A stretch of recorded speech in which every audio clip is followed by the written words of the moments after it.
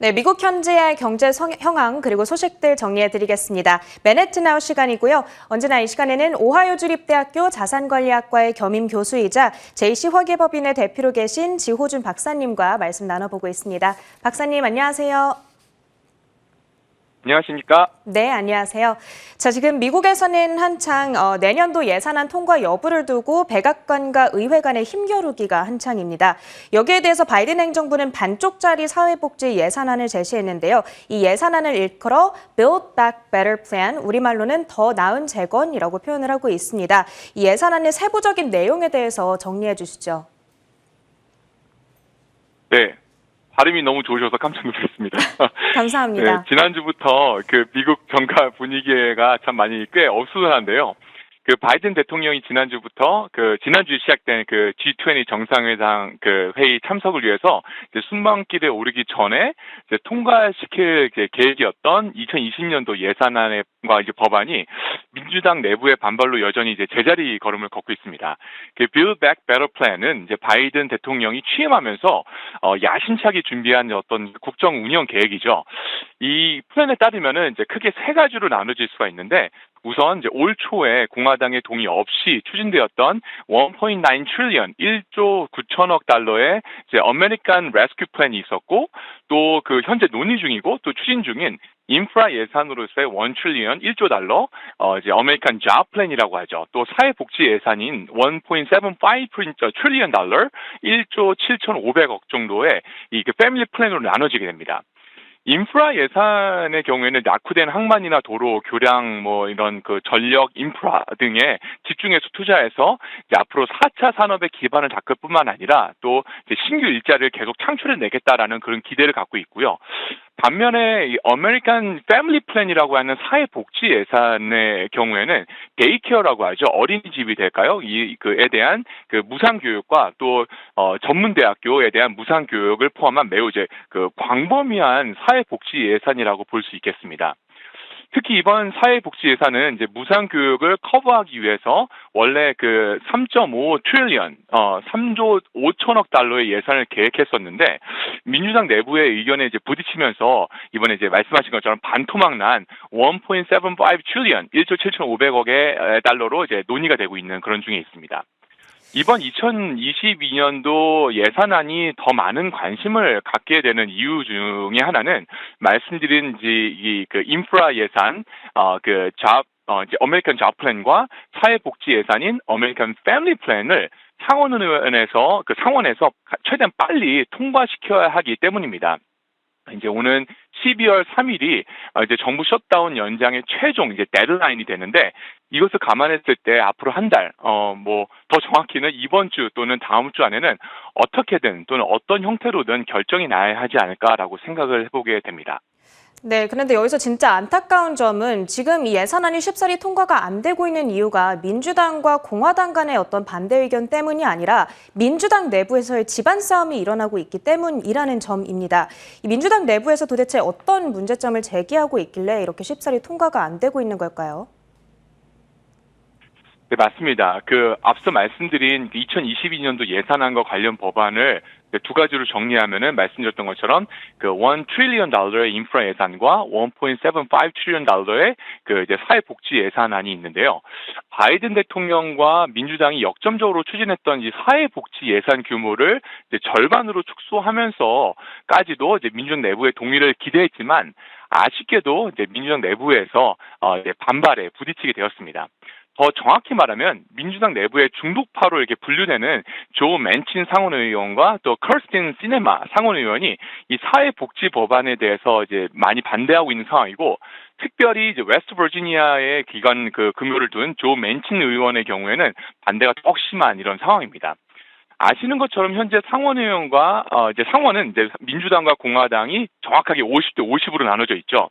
따라서 민주당에서 이탈표가 한 명도 없어야 이번 예산안이 이제 통과시킬 수 있는 그런 상황에서, 맨친 민주당 의원의 반대표는 이제 바이든 정부가 이제 생각하고 있는 준비하고 있는 국정 운영에 영향을 줄 뿐만 아니라 앞으로 시장에도 부정적인 영향을 줄 수 있는 치명적인 한 표가 될 수도 있을 것 같습니다.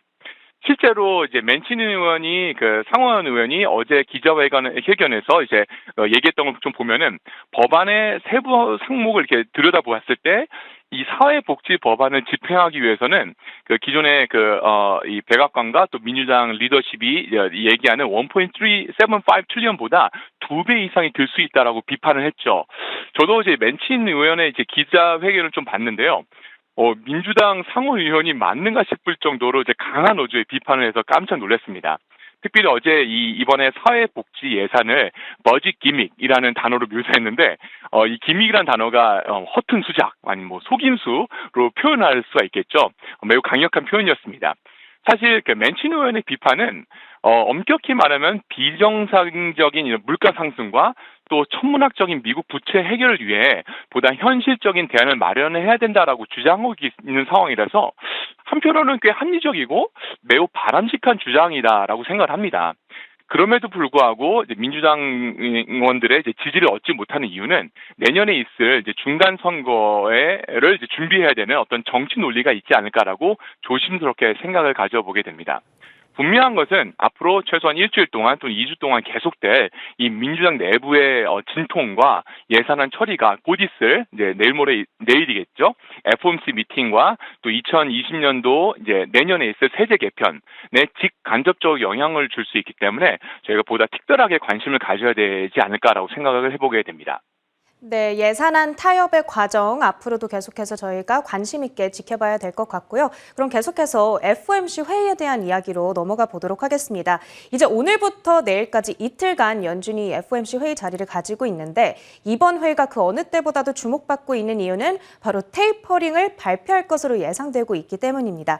박사님께서는 어떤 결론 지금 예상하고 계실까요?